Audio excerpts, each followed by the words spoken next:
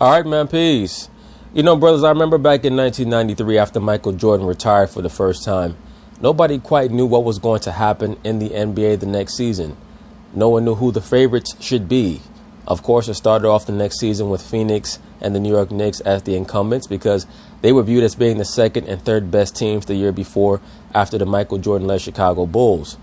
Nobody much expected anything from the Bulls the next year, even though they pretty much surprised everyone, won 55 games, and lost in a 7-game, very controversial series to the New York Knicks in the conference semifinals in 1994. Well, the Knicks went on to meet the surprise team of the 1993-94 season, that being the Houston Rockets, who got off to an unbelievable start that year, ended up having the best record in the NBA, the MVP of the NBA, as well as the Defensive Player of the Year in Hakeem Olajuwon. The Rockets were able to defeat the Knicks in 7 games. The next season, they got off to a very slow start. They seemed to have a lot of issues coming off of their championship season. They ended up trading Otis Thorpe for Clyde Drexler, the Hall of Fame shooting guard of the Portland Trail Blazers at the time. There were still some chemistry issues in the locker room because so many of the members of the Houston Rockets roster were upset with management for giving up on Otis Thorpe and therefore giving up on the team. They went into the playoffs as the underdog with a lot of bad energy, but they were able to defeat the Utah Jazz in the first round, the Phoenix Suns in the second round, and the San Antonio Spurs in the third round to get back to the finals to square off against a team who David Stern and the NBA wanted to run the league for the late 90s, that being the Orlando Magic, led by Shaquille O'Neal and Penny Hardaway. Well, as we all know, the Rockets swept the Orlando Magic, and after Game 4, Rudy Tomjanovich, the head coach of the Rockets, would utter the statement, the slogan, the credo, the maxim that would enter the lexicon of all competitive sports, that being, don't ever underestimate the heart of a champion. And that brings us to this year's Golden State Warriors 2019. They're pretty much believed to be led by Kevin Durant. How quickly people forget. And when Kevin Durant went down, so many of the Golden State naysayers came out from under their rocks to make the same silly mistakes that have been made about champions in years past, which is to underestimate what makes them a champion. Whenever I hear Charles Barkley talk about the Golden State Warriors, the only thing that Sir Charles is actually communicating under all of his dribble is that he is not a champion. He has no idea what that's like. He has no idea what it takes for him to try to relegate them to just being a jump shooting team. You're not that successful over the course of the past 5 seasons by just being a jump shooting team. They're a lot more than that. According to Charles and many others, they stated that not only would the Golden State Warriors not win the championship without Kevin Durant, they would not even get to the 3rd round. Many people thought that the Rockets were going to walk all over the Golden State Warriors after they lost KD. Well, they ran it back to the 2016 style of offense, and they showed you why they're one of the greatest dynasties of all time. Do I believe the Golden State Warriors have a chance to win a championship even without KD? Yes, I do, as long as they have everybody else. Why is that? Because they're locked in and they're focused and they're more experienced. Once again, never underestimate the heart of a champion. Well, Steph Curry, the superstar guard of the Golden State Warriors, sat down with Rachel Nichols to discuss that very sentiment. So, of course, they're going to talk about it and I'm going to chime in. And yesterday, I got the chance to sit down with the 2-time MVP. Steph Curry has been playing so well. He scored 36 points in 35 minutes the other night in Game 1. This dude is averaging 36 points against the Portland Trail Blazers. Steph Curry is going straight nuclear. And I'm happy for him because he's giving people a chance to once again fully grasp why I always state that on my list of NBA players when it comes to the hierarchy, I've always had him as 2A. At least over the past 5 years or so, I have him as 2A right underneath KD. And as I've always stated, it's a debate when it comes to who's the greater player because KD can do more because of his length, but Steph Curry is more impactful. Steph Curry is one of the top 3 most impactful players in the history of the NBA. And we talked about the different style the Warriors are attacking with now that KD is hurt. Take a look. Curry taking a 3, rattles it down. What a shot by Steph Curry! Johnson in for the slam. There is this lightness that you guys have been playing with since really the end of that Game 5 against Houston, Game 6, the beginning of this Blazers series. It does remind a lot of people of 2015, 2016. Does it feel that way to you? With our core, obviously, without K, we have to play differently, and we have to kind of highlight what everybody's strengths are and do it by committee. You hear the noise, like, KD goes out, nobody, it's weird to say gave us a shot. They said we shouldn't have won the Houston series or whatever the case is. So. And that's really a shot at you, which I'm sure that you understand. For them to believe that you had no chance to win anything without Kevin Durant, what they're really saying is that Steph Curry is overrated. Steph Curry, and I've heard Colin Cowherd say this as well, he's the most maligned all-time great athlete that I've ever seen. I'm not quite sure if I can remember a more disrespected all-time great and successful team sport athlete than Stephen Curry. Again, confidence and trust in each other to be able to make that adjustment on the fly. You did hear from Houston the entire season. Oh, the Rockets were up 3-2 in last year's conference finals, and Chris Paul went down. And that was always a BS narrative. How could you say that a team should have won when they've never won anything? James Harden and Chris Paul have never won anything. So this assumption that the only reason why they lost the series is because Chris Paul went down is not based in anything substantive, not even a little bit. Chris Paul has always shown that he's going to come up small in the biggest moments, as has James Harden. Rockets would have beaten the Warriors otherwise. For sure. What did you think of that noise during the regular season, and then in particular getting to go beat them when you were the guys who had the injury, but you still won that series? It's kind of a beauty. There's obviously going to be a crash course we're going to face them at some point.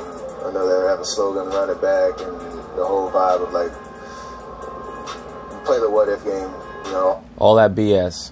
A whole bunch of almost got theirs. Mike D'Antoni, James Harden, and Chris Paul talking a gang of shit. 3 guys who've never won anything have always come up short in the biggest moments, talking about run it back. All you want to.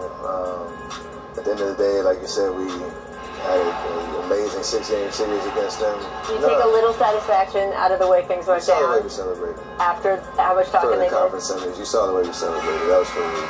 This is a little complicated to talk about because it is nuanced, right? You guys, the way you played in 2015-16, the way you've been playing these last couple games, it is fun. That doesn't mean, and I've heard you say this, that you don't want Kevin Durant on your team. So how is that to sort of figure out how to thread that needle between both of those things being true? It's fun to win. Like, I don't care what the narrative is. I think we talked about it when in the summer of 2016, just because K is a special, scorer and has abilities that nobody else in this world has. And beyond that, both your Golden State Warrior team in 2016 and Kevin Durant met at a nexus point where you both needed each other to the point where the union would have been so perfect, it would have been impossible to say no, despite what the collateral damage would have been from the naysayers and the fans of the other teams who would not have liked it. It had to happen. You guys needed someone to offset LeBron, and KD needed to go somewhere where he could learn how to play a winning style of basketball. So it had to happen. In order to allow that to shine, things had to change a little bit. Again, when he goes out and he's not in the lineup, we have the ability and experience to shift. People want you to like one style better than the other, though. Do you like one style better than the other? Again, I like winning. So, again. Great answer. But Stephen Curry, we all know, especially if you guys win the championship this year, you're going to cry some crocodile tears, as will Draymond, as will Klay. You're going to make it look good. You're going to hug Kevin Durant on the podium, especially if he does not come back and you guys win the championship. And you're going to let him know, brother, thank you for offsetting LeBron, but your services will no longer be needed. If you choose to stay, cool. If not, that's cool too. Again, whoever's on the floor, we know how to get that done. So we've been talking about Kevin Durant's injury. We have not been talking about your near mortal wound that you got. Catastrophic. Can we discuss your finger? Can you show us, right? I'm probably not the first person or the last person that'll have a dislocated finger, but it's been an interesting journey. It was disgusting looking, first of all, on the court. It was bad. And then Dude finger looked like a crooked road. Steph Curry's finger looked like a lightning strike. And then you have to figure out how to tape it up and keep your touch. I've never actually had this happen before, so that was my initial thought. It was like, it looks terrible, so it has to be something like broken in there. more so just dealing with the pain when I got back out in a tape job that you're not used to, and you have to work through that. I think the biggest thing is on my off days I can't play golf. So man, the struggle is real. Terrible life. The Golden State Warriors put away the Houston Rockets. You've moved on to the Western Conference Finals, and you finished your series first, and you were waiting to see if Portland was going to beat Denver in their Game 7 of their series. What was it like watching that game, watching your younger brother? Definitely a special moment. It was nerve-wracking. I get nervous watching him play regardless, no matter. It's your little brother. Yeah, who he's playing, but in that. Were you screaming at the TV? What were you? Steph Curry and Seth Curry remind me of that movie Twins from back in the day. Remember that movie from like 87 to 88, Twins, starring Arnold Schwarzenegger and Danny DeVito? It's like Steph got all the good chromosomes and Seth got whatever was left. What were you doing? Yeah, every time he shot it, every time CJ hit a tough shot, like I was a part of the Portland faithful for a little bit, but it was cool. CJ was making all those tough guy faces in Game 7 against the Denver Nuggets because his ass knew that was going to be the end of the road for that team. They knew that they had no chance of beating Golden State. I know my mom called me right after the game on FaceTime when they were in the back, saying we'll see you on Tuesday, so it was cool. Seth Curry and his brother Steph become the first brother combination to ever face each other in a conference final. Parents were trying to figure out, how do we root for these kids? Whose team's gear do we wear? That kind of thing. And they decided to flip a coin, which your sister then captured on video. They had so much nervous energy, so I didn't know how it was going to play out. And then I normally look up at my family section with my wife sitting up there, my parents and my sister. You better look up at your wife. You know that girl need as much attention as possible. Oh, my goodness. When something good happens and I make a shot, like run down the court, and I see my mom, like normal, stand up, start clapping. And all I see is like straight point. That right there is really what Steph's wife is so mad about. It's a damn shame. Steph's mother looked better than his damn wife. That's really what Steph's wife is mad about. She's like, damn, all these dudes checking for this 50-something-year-old woman and ain't nobody checking for me. Ain't that a bitch? But in all reality, I've already covered it. The real issue that Aisha is having is that she's suffering from the loss of her sexual aspect. She's past 30. She's looking in the mirror. She's had 3 children. Her face is getting rounder and rounder. And unfortunately for her, like most modern day liberal women, she looks at her husband as her competition as opposed to looking at herself as his complement. So once she makes it through this phase in her life, if she ever does, hopefully she does for the sake of her, Steph, and their marriage, she'll be much more content about her station in life. Supposedly, allegedly, the Curry family is so religious and spiritual, so it's very strange that someone like an Aisha Curry, who's always calling on the name of the Most High and God this and Christ that, is running around getting boob jobs and plastic surgery and claiming that she wants other men to hit on her or give her attention, so on and so forth. It just goes to show you, as I've always stated about the quote-unquote Curry family, but, they're just one example amongst millions of quote-unquote pop culture Christians. Portland across New Jersey, and I'm just confused. It's like really surreal type of moment. So I yelled up something to her, and then What'd you say? I was like, "Who you with?" And what about for you, watching your brother? Because I know that you guys have played games against each other plenty before. Yeah. But you've been to a series this high. Once again, that movie Twins. One brother got all the good chromosomes and the other one got whatever was left. Seth looked just like Del Curry and Steph looked just like the mother. High stakes before. He hasn't. This is the biggest moment of his career. So when he's running down the court and launches a shot, what are you thinking? I hope it goes in. I hope it doesn't go in. Where's your brain at? Let's just put it this way. When he's on defense, I could care less because I need to get my buckets on the score. Like when I was guarding him yesterday, he had a corner 3 in front of our bench, and it's such a mixed feel. Like I can't really turn it off, to be honest. I really was like, all right, I'll be okay if he makes this one. I'm gonna still contest really hard, so it looks good on film, but I might be okay with him making it. You better not let Draymond hear you say that bullshit. Talking about you be okay if he makes it. You better get the hell up out of here with that nonsense. If you want to see your brother make some 3-point shots, go compete against him in the 3-point shooting contest or play one-on-one against him in the backyard. This is a damn Western Conference Finals. This dude talking about I'd be okay if he makes the shot. But but it's just weird. You guys have been competitive, obviously, your whole lives, the way brothers are. You were both in the three-point shooting contest at the NBA All-Star Game, and you guys placed a bet. Did you make a bet on this series? No, the stakes are high enough. The bet is we get to go to the final. My parents are in great shape. They get to go. They get right no matter what. Well, so will your brother, because he'll be going to the finals as a visitor in the stands, just like your parents. But for me, it said there's I feel like the winner should have to buy the loser something. Maybe like a replica ring if they get to the final. That is so. The winner has to buy the loser something. I mean, let's be for real.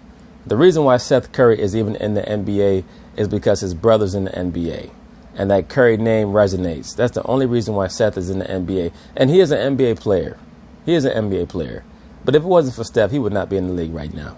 So cold. My God, I was thinking you were this nice big brother. You're talking about how, I kind of want him to get a shot too. That's just mean. I mean, stakes are high right now. We're good. But anyway, that's basically it on that. We'll see how things go for the remainder of the playoffs for the Golden State Warriors, as well as for Steph Curry. But as I've already stated in other videos pertaining to Steph Curry and this false narrative that he's not a good playoff performer, that has never been the case. The last time that Steph Curry was even allowed to show what he could do in the playoffs were the 2016 finals. And I believe that that's stuck in the minds of many NBA observers, especially these NBA pundits on television, and they hold it against him. The last 2 years, KD has been the alpha in the playoffs, so Steph has not been allowed to really show what he can do. Right now, KD is out, so Steph can show what he can do, and he's showing it. But anyway, peace.